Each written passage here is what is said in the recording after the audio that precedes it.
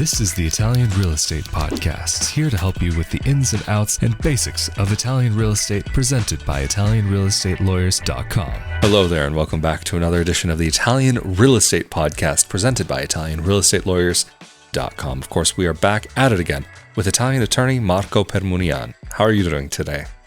Very good. How are you?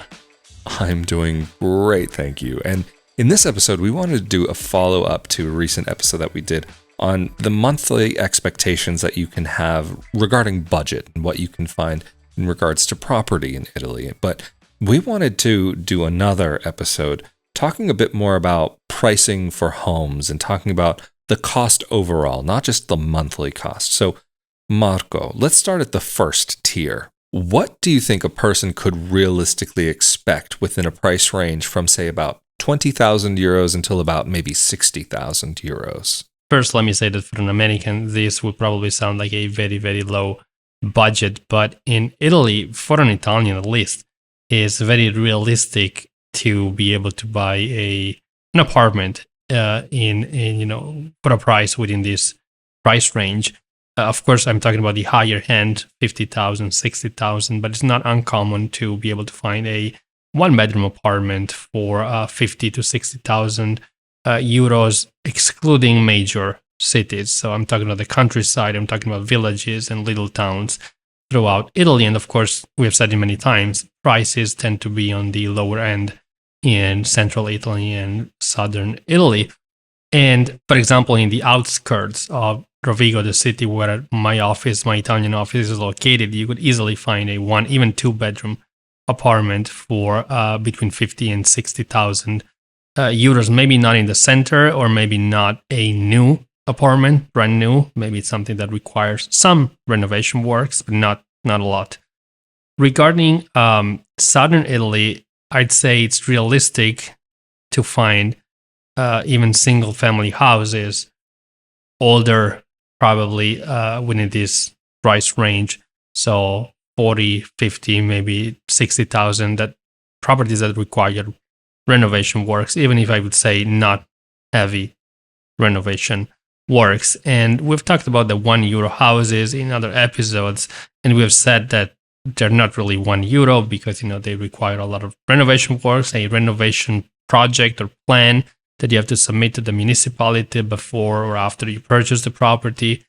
And so in the end, the real cost eventually is probably more like 20 to 30,000 and up. Of course, where the very minimum is probably 20 to 30,000 euros in terms of investment to be able to then use the property that you bought for €1.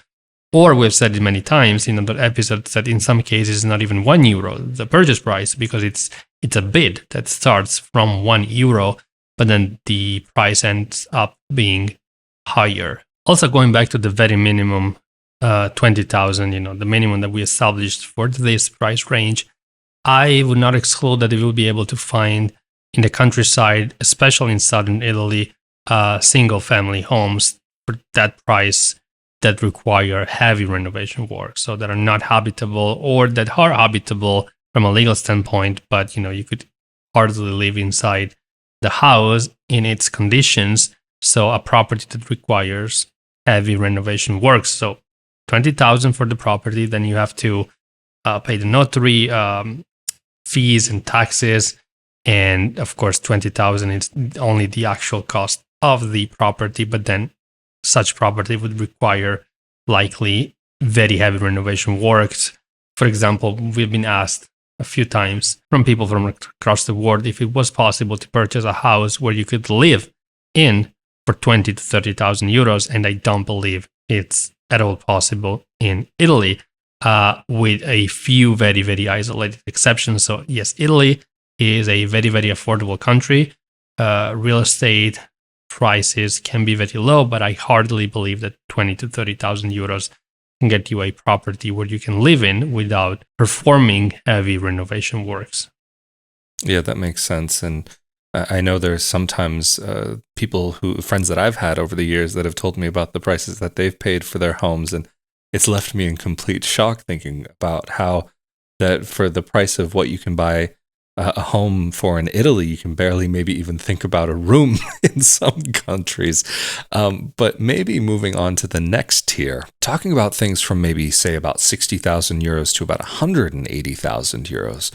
What do you think a person could expect to buy within that budget? So I'd say the average person can expect to be able to buy a property for a price within this budget. Let's say that it used to be the norm, what I just said a few years ago. Now with the inflation, prices are a little bit higher, and I will explain this further later in the episode. But 60 to 180 is a very, very good budget where you can find a one-bedroom apartment, a studio apartment for 60 to 80,000 easily in the countryside, in villages or small cities throughout Italy.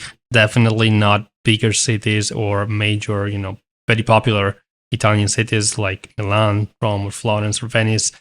But 60 to 80 is probably a very, very good budget if you want to buy a small apartment, one bedroom studio. And you could probably go up to 80 to 90 to 100,000 if you want to buy a two-bedroom apartment.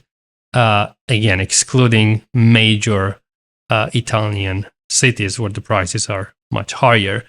And again, in the countryside or in little villages or in small Italian towns, you could buy single family homes probably for, I'd say not less than 180,000. So that's probably more for the next year. But I'd say a semi-detached house that's more realistic within that budget. So 150 to 180,000 euros, you could easily find, again, not in one of the major Italian cities, a semi-detached house, which in Italian is bifamiliare. So for two families. And when I say, 160 to 180 for a semi-detached house, I mean newly built or ready to move in without the need to perform any renovation works. And you can find something for less than that amount, 130, 100, a property that requires some renovation works, and it's, large enough to fit a family of 3 people. So I'm talking about a semi-detached house, or for even less than that amount, but it would require very heavy renovation works. That it would be something that it would probably not be habitable. And, within this price range, you can also find single family homes, but they would either require some renovation works or heavy renovation works. It used to be more possible and realistic in the past years to find single family homes for a price within this price range. But right now, with prices going up, it's becoming a little bit less realistic, especially for newly built houses where the price is definitely no longer under 180,000. And of course, I've said it many times, I'm not talking about the major Italian cities like Milan, Florence, Venice, or Naples, where this price range would not allow you to find a single family home or a detached house. I mean, not that it would be easy because, in these cities, apartments are way more popular because of the population density. But even if you were to purchase an apartment, this would probably be a low budget, mid to low budget. If we're talking about, one of the most famous Italian city like Florence or Milan, or even Rome or Venice or Naples. Interesting. And so I'm just wondering also, because there are a lot of people who are looking for their, I guess you could say, slice in the sun, and maybe looking for the Tuscan dream and having a small home with a vineyard attached to it. Is that something that might be able to fit in within this price range, or would it have to be in a higher tier? I believe it would not be possible right now within this price range, especially in Tuscany. Prices are very high right now because Tuscany is very popular and it's a destination chosen by a lot of foreigners. So I'd say it would probably be something that would need to be placed in the next year. So speaking of that next tier, what about in the range from, say, maybe about 180,000 to maybe 600,000 euros? What do you think a person could expect there? I mean, it sounds like from what you were saying before, that Tuscan dream might be possible within that budget. Absolutely. In Italy, that's a very good budget. It's considered to be a very, very good budget. So you would comfortably be able to purchase many properties, even some properties that are considered to be luxury properties. In Italy, for example, a newly built single-family home defined by Italians as villa, which doesn't necessarily mean a luxury villa, but a single-family home that an Italian would call villa. Right now, even maybe with a swimming pool, it could be easily within that price range. And also that price range will allow you to get a very, very nice apartment, even in the center or close to the center of a major Italian city, or definitely in the center of a mid-sized, well-known Italian city like Padova or Bologna. You could also easily be able to find apartments in the very center of Venice for that amount, probably, the higher end towards, the 600,000.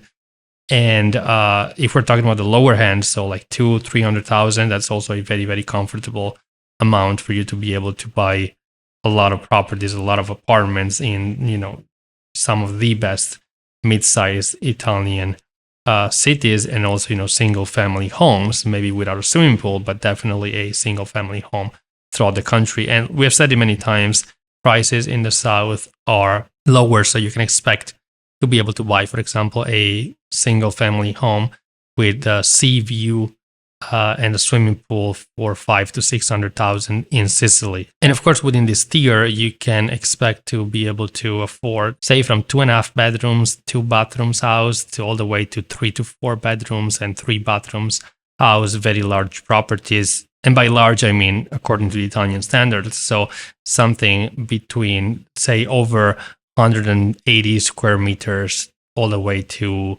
300 square meters. In Italy, it's a little bit hard to find pretty much anywhere something that is bigger than 300 square meters, which in America is way more easy to find. But, in Italy, we have a higher population density. We don't have a lot of space. They're not building a lot of properties. And what's built already is normally 300 square meters max, with, of course, some exceptions. And of course, when talking about square meters, I should probably specify that 150 square meters is a very, very good size in Italy for an apartment.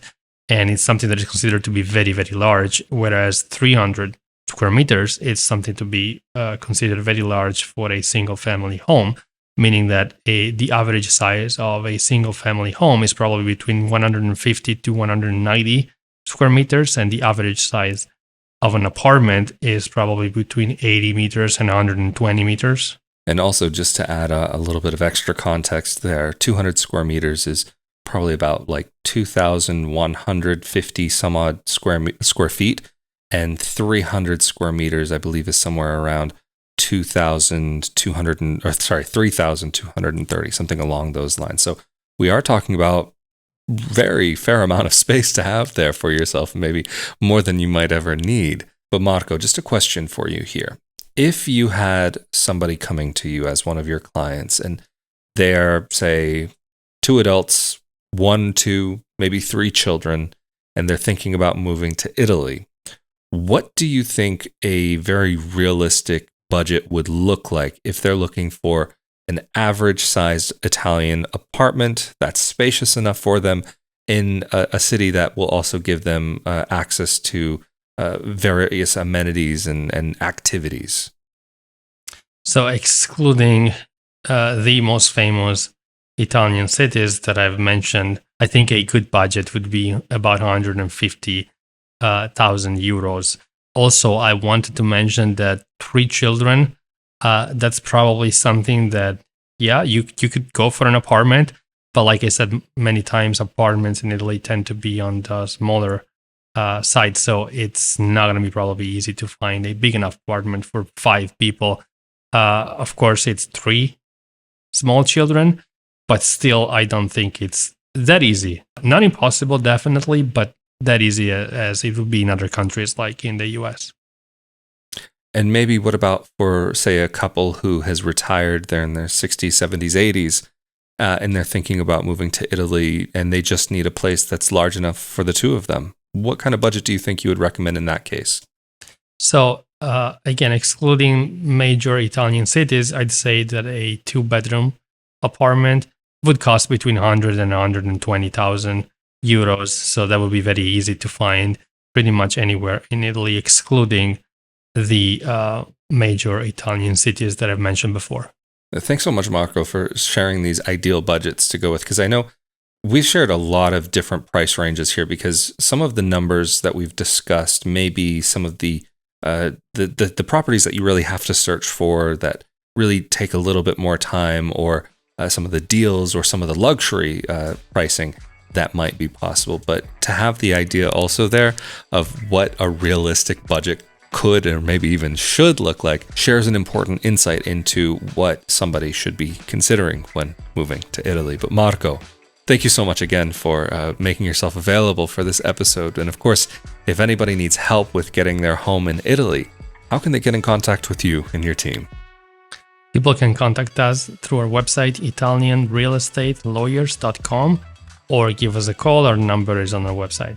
Absolutely fantastic. And if you're interested in more about purchasing property, renting property in Italy, moving to Italy, and relocation to Italy, make sure that you are subscribed to this YouTube channel as well as the audio-only podcast. And of course, if you're subscribed to the YouTube channel, that means you're also automatically subscribed to the Italian Citizenship Podcast, where Marco and I talk about some of the legal aspects of moving to Italy. And also, if you're interested in more about life abroad and living abroad, be sure to come over to my YouTube channel and podcast called Not Your Average Globetrotter, which you can find through YouTube, a Google search, or a search on your favorite podcasting platform of choice. But of course, Mr. Marco Permunian from ItalianRealEstatelawyers.com, thank you so much again for making yourself available.